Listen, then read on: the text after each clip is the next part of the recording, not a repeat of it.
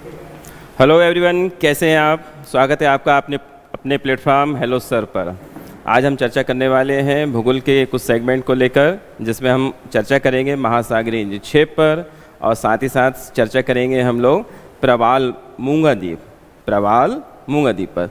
सबसे पहले बात करेंगे हम महासागरीय निक्षेप। तो क्या होते हैं महासागरीय निक्षेप? चलिए, महासागरीय निक्षेप, ठीक। महासागरों में आपने देखा होगा जब आपका अपरदन हो या अपक्षय हो, इनके कारण कई सारी चीज़ें जो है कि मलबा, मृतिका, रेत, कंकड़, जीव जंतु, वो जो अवसाद जमा होता है, क्या जमा होता है माय डियर फ्रेंड? अवसाद जमा होता है। तो अवसाद को ही हम क्या कहते हैं? निक्षेप कहते हैं। क्या कहते हैं? अवसाद को हम जो जमा होता है उसी को हम क्या कहते हैं?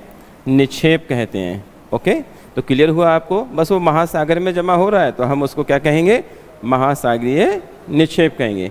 अब इनके मूल कारण क्या हैं उन पे हम चर्चा करेंगे।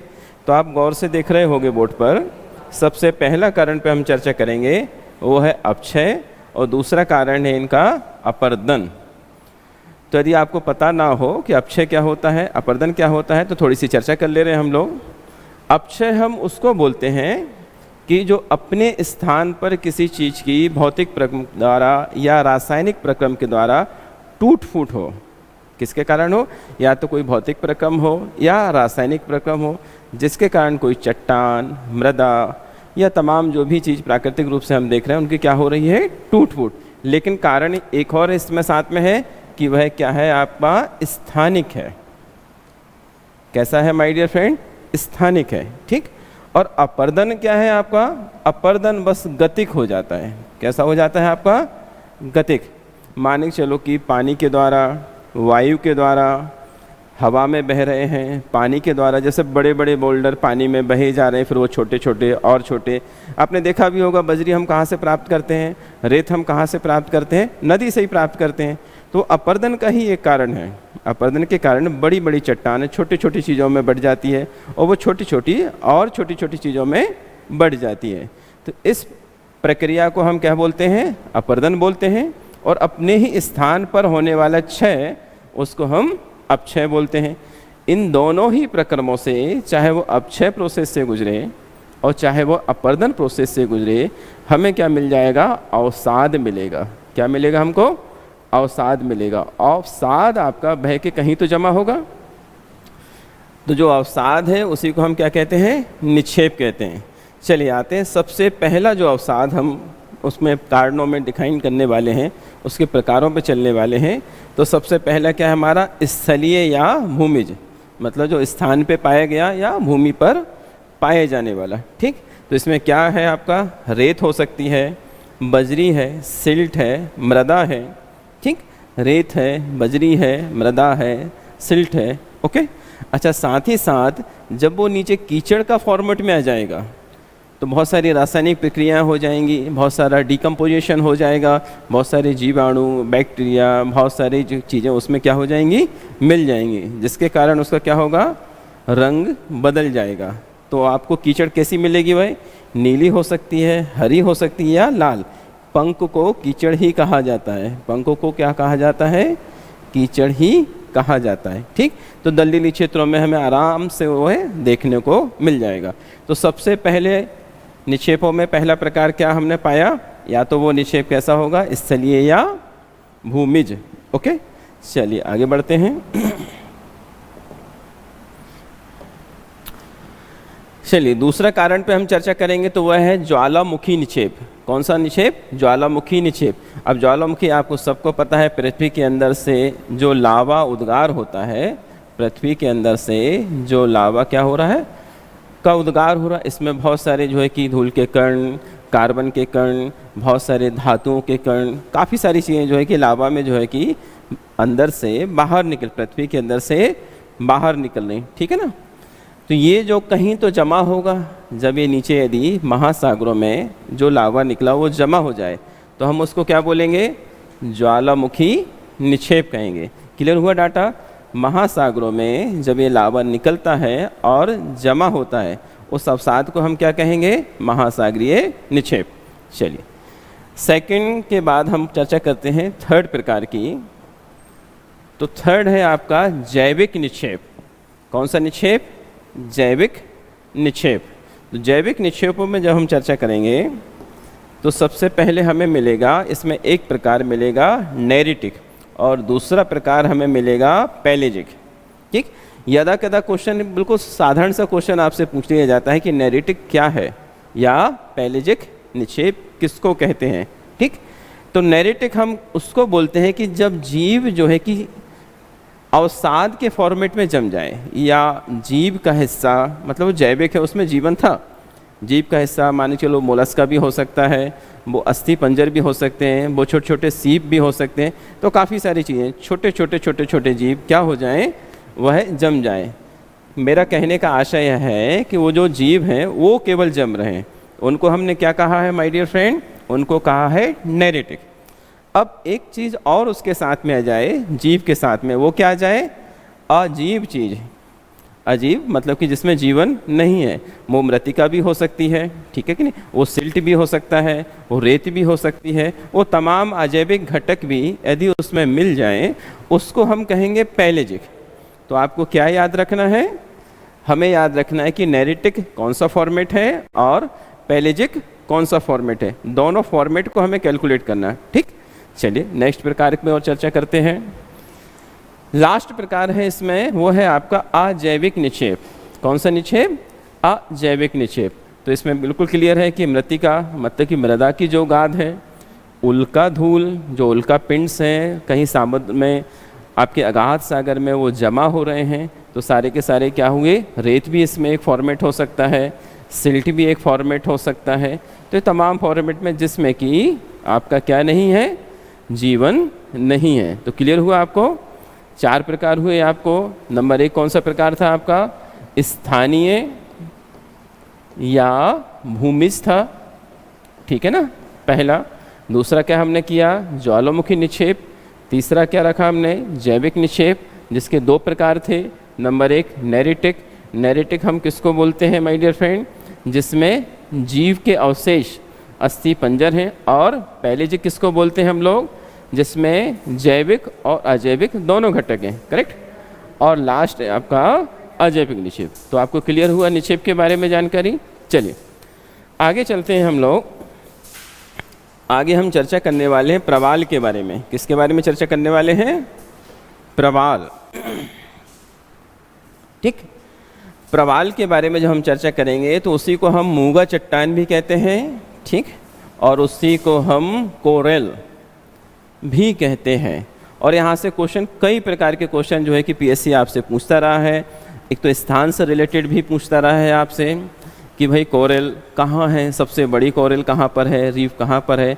उसके प्रकारों से संबंधित भी क्वेश्चन पूछता रहा है। उसकी आदर्श जो दशाएं हैं, कैसे वो बनता है आपका जीव, और कैसे वो निर्माण होता है, भित्ति का निर्माण, मतलब कि उस कोरल चट्टान का निर्माण कैसे होता है, वह भी आपसे पूछता रहा है। चलिए चर्चा करते हैं हम लोग। तो आदर्श दशा में सबसे पहले हम चर्चा करेंगे उसके ताप की। तो उसके लिए ताप जो चाहिए माय डियर फ्रेंड, वो चाहिए लगभग 20 डिग्री सेल्सियस तक।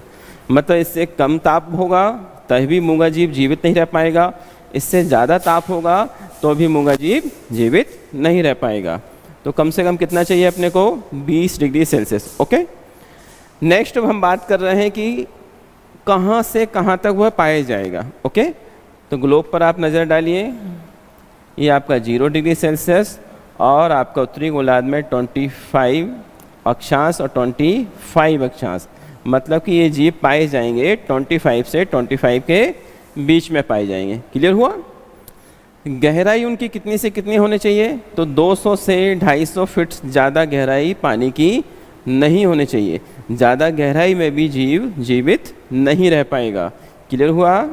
ज़्यादा गहराई नहीं और ज़्यादा उथला भी नहीं होना चाहिए, बस 200 से 200-250 फीट उनके लिए एक आदर्श दशा होती है।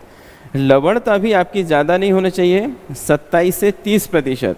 इससे ज़्यादा लवण होगा, इससे ज़्यादा यदि प्रदूषक होते हैं, इससे ज़्यादा यदि कुछ गड़बड़ होती है, मान के चलो कि बहुत सारा तेल का रिसाव हो गया तो भी जो उनके लिए खतरा होता है, या बहुत सारा जो है कि वहाँ पर अवसाद जमा हो गया तो भी उनके लिए खतरा होता है, ज़्यादा खारापन हो गया तो भी उनके लिए खतरा है।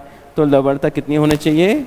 27 से 30%। ठीक, और स्पष्ट है कि अवसाद रहित स्वच्छ जल होना चाहिए। तो आपको क्लियर हुआ? फिर से देख लेते हैं। मूंगा चट्टान जो कि एक प्रकार का क्या है? जीव है, जिसको कोरल भी कहते हैं हम लोग। ताप कितना होना चाहिए? 20 डिग्री सेल्सियस लगभग। अक्षांशीय स्थिति देखें तो 25 से 25, उत्तरी गोलार्ध में भी 25 और दक्षिण गोलार्ध में भी 25। करेक्ट। 200 से 250 फीट जहाँ समुद्र तल से गहराई होगी, बस वहाँ, इससे ज़्यादा नहीं।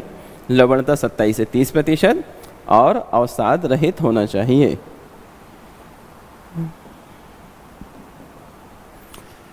फिर हम बात करते हैं कि वो जीव का आधार क्या है।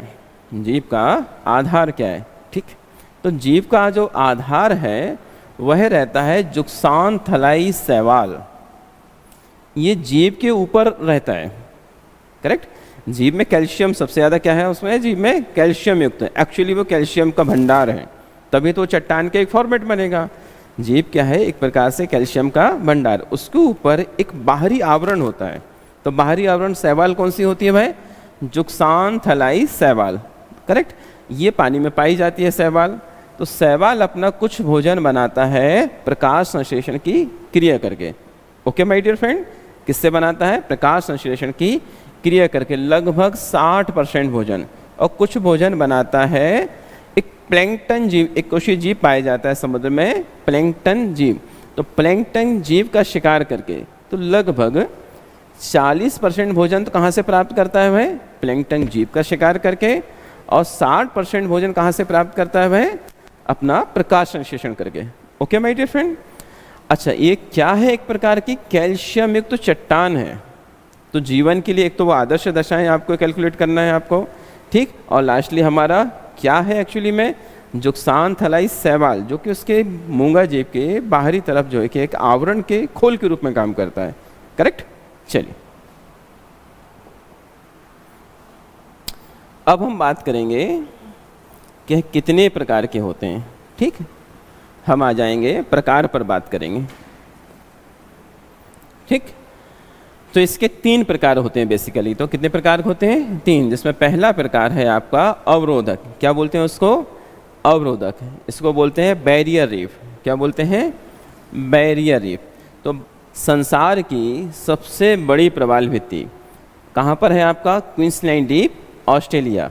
ये ऑस्ट्रेलिया का दक्षिण पूर्व भी बोलते हैं आप। ये नीचे की तरफ जब ऑस्ट्रेलिया देखेंगे आप लोग तो आप गौर करना इस डायरेक्शन में, कहाँ पर है? यहाँ पर। ठीक है कि नहीं? ये संसार की सबसे बड़ी प्रवाल भित्ति है। और किस प्रकार की है वह? अवरोधक प्रकार की है। तो क्लियर हुआ आपको? ऐसे एग्जाम्पल आपको पूछे गए हैं और पहले भी पूछे जा चुके हैं। तो हमें इनके प्रकार क्लियर रखना है, आदर्श दशाएं क्लियर रखना है, और कहाँ पाई जाती है वो क्लियर रखना। ओके, नेक्स्ट प्रकार हम देखते हैं तो वह है तटीय। जैसे कि अभी हमने बात की अवरोधक की बात की, तो जाहिर सी बात है अवरोधक मतलब क्या बना आपको? बैरियर। सड़क पर आप जाते हो तो बैरियर आपने देखे होंगे। करेक्ट। तो इस प्रकार का क्या बना? इसको क्या बोल दिया अपन ने? अवरोधक। क्या कहा आपने? अवरोधक। ये हुआ आपका कौन सा प्रकार? फर्स्ट प्रकार। अब हम बात कर रहे हैं सेकंड प्रकार। तो सेकंड प्रकार में क्या कह रहे हैं आपसे? तटीय। तो जब आपने देखा होगा समुद्र तट के किनारे यदि इस प्रकार का जमाव हो जाए, करेक्ट, समुद्र तट के किनारे इस प्रकार का क्या हो जाए? जमाव हो जाए, तो इसको बोलेंगे हम लोग तटीय प्रवाल भित्ति। इसको फ्रिंगिंग रीफ बोलते हैं। क्या बोलते हैं? Fringing reef. ठीक, तो ये कहाँ पाई जाती है आपकी? ये पाई जाती है दक्षिणी फ्लोरिडा तट। ये आपका कैरिबियन सागर में पड़ेगा, मैक्सिको की खाड़ी से जस्ट नीचे की तरफ में। ठीक है ना। और दूसरा क्या है आपका? मलेशिया द्वीप समूह। तो ये आपको कहाँ पड़ेगा? इंडोनेशिया से जस्ट ऊपर, आपके मलक्का जल संधि है वहाँ पर रहेगा। ठीक, थर्ड की चर्चा करते हैं हम लोग।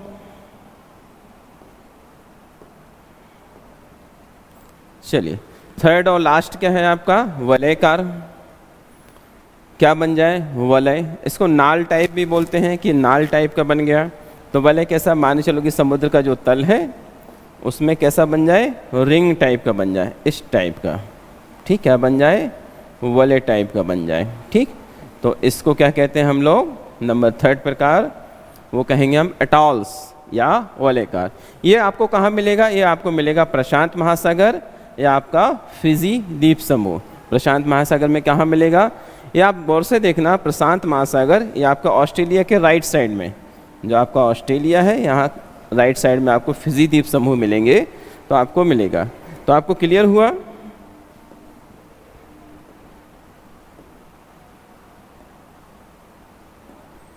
सबसे पहला हमने क्या चर्चा की वहाँ पर?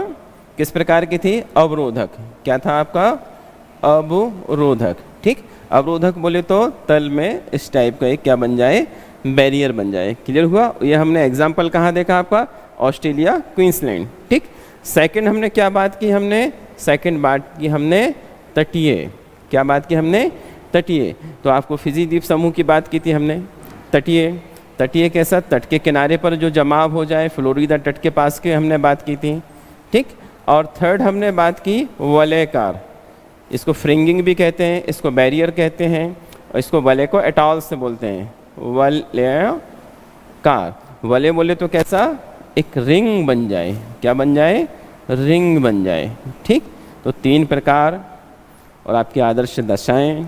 ठीक, और साथ में कहाँ पर इनके एग्जाम्पल आपको अपने एग्ज़ाम के दृष्टिकोण से अच्छे से करना है। ठीक, ओके, थैंक यू। फिर मिलेंगे आपसे।